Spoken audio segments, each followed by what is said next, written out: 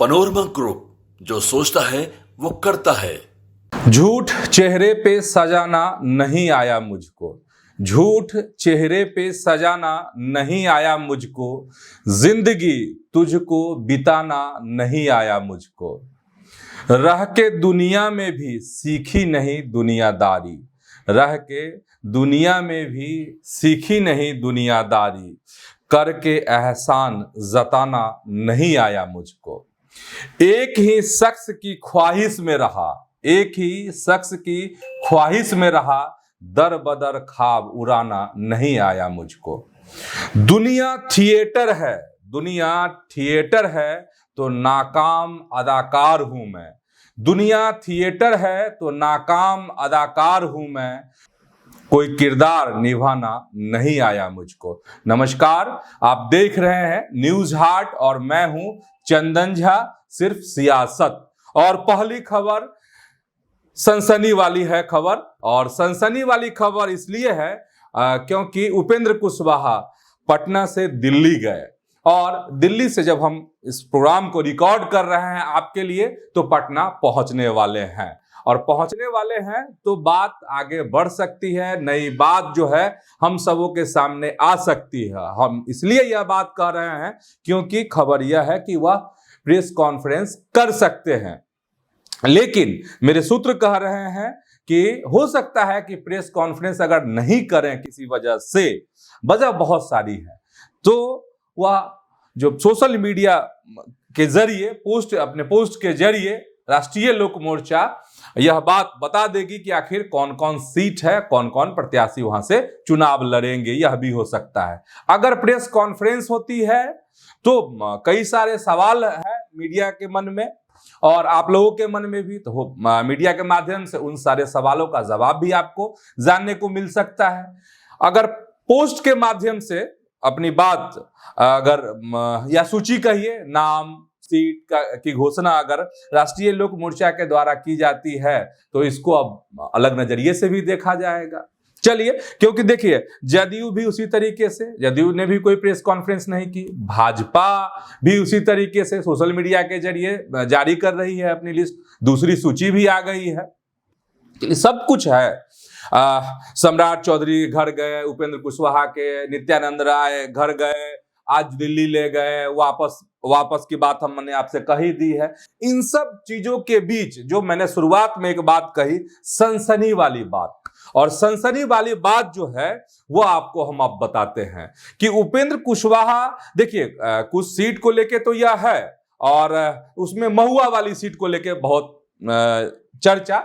हालांकि उपेंद्र कुशवाहा ने किसी एक खास सीट को लेकर कुछ भी नहीं कहा है, लेकिन कहा जा रहा है कि जीत यही है। अब खबर यह भी आ रही कि उनको एमएलसी की एक सीट मिल जाएगी, एक राज्यसभा वाली सीट मिल जाएगी उपेंद्र कुशवाहा को। हालांकि यह आधिकारिक रूप से नहीं है, ना भाजपा ने कुछ कहा है, ना जदयू ने इस पे कुछ कहा है, ना चिराग पासवान ने कुछ कहा है, ना जीतन राम मांझी की तरफ से कुछ आया है, और ना खुद उपेंद्र कुशवाहा ने कुछ कहा है। लेकिन आप यह बताइए, जो रात में जो सनसनीखेज खबरें, सनसनी वाली तस्वीरें आपको देखने को मिली उपेंद्र कुशवाहा के घर पर, और भाजपा के नेताओं का जो आना जाना, हाथ जोड़ना, प्रणाम, नमस्कार, ये सब जो चला, तो क्यों हुआ, क्या चीजें हो रही थी? तो अंदर खाने बहुत सारी चीजें हो रही थी। अब अंदर खाने क्या हो रहा था वह आपको बताते हैं।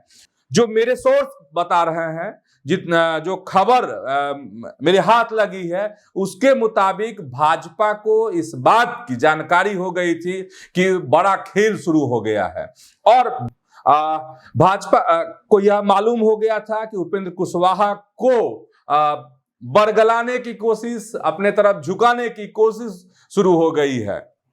और जानते हैं तो आखिर बड़ा गेम कर कौन रहा था, खिलाड़ी कौन था? तो वो बड़ा गेम जो है राजद कर रहा था, और खिलाड़ी कौन थे? तो तेजस्वी यादव थे। और मुझे लगता है कि अगर लाइव आप देख रहे होंगे, न्यूज हाट पर अगर लाइव देख रहे होंगे, जो भी हमारे दर्शक हैं, अगर नहीं देखे होंगे तो अभी जाकर देख सकते हैं उन वीडियो को, जो कल रात के जो वीडियो हैं, कल रात वाली बात आपको बताते हैं। टिकट बांटते बांटते एक ऐसा दौर आया कि तेजस्वी यादव अपने आवास से निकलते हैं और अपने आवास से निकलकर उनके साथ जो है उसामा शहाबुद्दीन के बेटे उनकी भी गाड़ी थी उसी काफिले में, और तेजस्वी यादव निकलते हैं राबड़ी आवास से अपने घर जाते हैं। एक पोलो रोड जो है घर उनका, वहां जाते हैं। इसके बाद की खबर है, उससे पहले हेलो हेलो वाला मतलब फोन पे बातचीत, ठीक है। और हमने आपको बता ही दिया कि भाजपा को इस बात की भनक लग गई थी। और आप जानिए क्या हुआ था। जानते हैं तेजस्वी यादव का काफिला जो है स्वरूप बदलता है ना। कुछ काफिला में गाड़ियों की संख्या कभी बढ़ जाती है, कम हो जाती है, कभी इस गाड़ी से तो कभी उस गाड़ी से। और रात में भरपूर कोशिश राजद के द्वारा, तेजस्वी यादव के द्वारा, लालू प्रसाद के द्वारा यह कोशिश की जा रही थी कि उपेंद्र कुशवाहा की बातचीत तेजस्वी से हो। तेजस्वी इस बात की भरपूर कोशिश कर रहे थे कि उनके घर, मतलब उपेंद्र कुशवाहा के घर पहुंचना चाह रहे थे तेजस्वी यादव और 1-to-1 बात करना चाह रहे थे। ये अंदर खाने की खबर बता रहे हैं। लेकिन जिस तरीके से भाजपा के नेताओं का आना जाना वहां शुरू हुआ, मीडिया का जवाबड़ा लगना शुरू हो गया, और खासकर न्यूज हाट की टीम जिस तरह से एक्टिव थी रात में, उससे बात बिगड़ गया और कई चक्कर तेजस्वी और उनके लोग लगाते रहे उपेंद्र कुशवाहा के घर के आसपास कि कभी तो ऐसा मौका मिले और बात हो जाए। तो वह मौका नहीं मिला। इतनी चहलकदमी बढ़ गई थी, इतनी बातें हो गई थी कि वो मौका नहीं मिला कि उपेंद्र कुशवाहा और तेजस्वी यादव जो है आमने सामने बैठकर बात करे। और ये जो पहल थी वो आरजेडी के तरफ से पहल थी, तेजस्वी यादव के तरफ से पहल थी। और जानते हैं, और कुछ जो सिंबल हैं अब भी नहीं बटे हैं आरजेडी में। जब हम चर्चा कर रहे हैं तब तक कुछ सीटों के बारे में अभी यह तस्वीर स्पष्ट नहीं हो पाई है कि आखिर वहां आरजेडी का प्रत्याशी कौन होगा। तो इसके पीछे यही सब वजह है। लेकिन उम्मीद है, और हालांकि कांग्रेस के शकील अहमद खान का बयान है, कुछ देर पहले का बयान है, और उन्होंने कहा है कि अभी सब कुछ क्लियर नहीं हुआ है, लेकिन उम्मीद है कि तेजस्वी यादव से कुछ ही देर में मुलाकात होगी और सारी चीजें सुलझ जानी चाहिए। मतलब ये महागठबंधन की बात मैं आपको बता रहा। लेकिन रात में किस तरीके से खेल करने की कोशिश हो रही थी और भाजपा अलर्ट मोड में आ गई, और जानते हैं उसी अलर्ट मोड का परिणाम था कि सुबह सुबह जो है यहां से अमित शाह के पास जो है नित्यानंद राय लेकर चले गए किनको, तो उपेंद्र कुशवाहा को। मतलब खेल जो है बड़ा गेम करने की कोशिश कल रात में हुई है, बहुत सियासी बाजी पलटने की कोशिश हुई। अब फिर उपेंद्र कुशवाहा आते हैं तो वह क्या बातें कहते हैं, जो भी अपडेट आएगा वह हम अपने दर्शकों तक पहुंचाएंगे। तो ये रात का गेम था कल। अब एक खबर आपको बताते हैं, और यह बहुत अंदर खाने की खबर है। हमने न्यूज हाट के माध्यम से आपको एक खबर बताया था और एक्सक्लूसिव बात बताई थी कि विजय चौधरी सरायरंजन से चुनाव नहीं लड़ेंगे, उनके बेटे जो है शिवम चुनाव लड़ेंगे। और बहुत सारे सवाल सरायरंजन में भी खड़ा हुए, मेरे सामने भी खड़ा हुए, और जो सत्ता के गलियारे हैं पटना के, वहां भी बहुत तरह की चर्चाएं शुरू हो गई। और जानते हैं चर्चा इतनी तेज हुई, इतनी तीव्र हुई कि धड़ाधड़ इस पर मंथन का दौर शुरू हो गया। चाहे विजय चौधरी का क्षेत्र सरायरंजन हो या फिर पटना हो, और पटना में जदयू में भी मंथन का दौर शुरू हो गया। और यह भी जान लीजिए कि नफा और नुकसान का आकलन किया जाने लगा कि अगर ये होगा तो क्या होगा। तरह तरह की बात जो है सरायरंजन से जदयू दफ्तर तक बात पहुंचने लगी है कि अगर चेहरा बदलता है तो गजब हो जाएगा। चलिए, एक पहलू आप ये समझ गए, अब दूसरा पहलू समझिए कि आखिर लिस्ट में बदलाव कैसे हो गया, कैसे शिवम को लड़ना था। और हमने आज सुबह वाले कार्यक्रम में खबरें विथ न्यूज हाट में आपको बताया था कि नीतीश के खासम खास अशोक कुमार मुन्ना, समस्तीपुर जदयू के पूर्व जिला अध्यक्ष, वर्तमान में वारिसनगर के विधायक, ने